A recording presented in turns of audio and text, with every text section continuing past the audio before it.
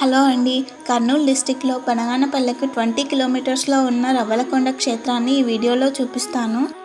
శ్రీమద్ విరాట్ పోతులూరి వీర బ్రహ్మేందర్ స్వామివారు బనగానపల్లెలో ఉన్న అచ్చమాంబ గారి వద్ద పశువుల కాపరిగా పనిచేసే సమయంలో ఈ రవ్వలకొండ ప్రాంతానికి వచ్చి పశువులను మేపేవారట. ఆ సమయంలో ఇక్కడే ఉన్న ఒక గుహలో స్వామివారు కాలజ్ఞానాన్ని రాసేవారట.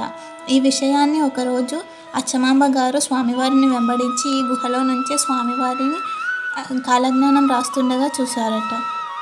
స్వామివారు కాలజ్ఞానం రాసే సమయంలో ఉపయోగించుకున్న బావిలోని నీరు మనం ఇక్కడ చూడవచ్చు.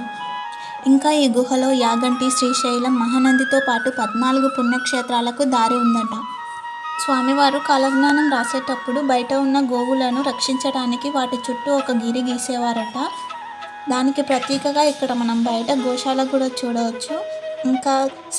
ఇంకా ఇక్కడ చాలా ఆలయాలు ఉన్నాయి. అవన్నీ మీకు నేను పార్ట్ 2లో చూపిస్తాను. ఈ వీడియో నచ్చితే లైక్ చేయండి.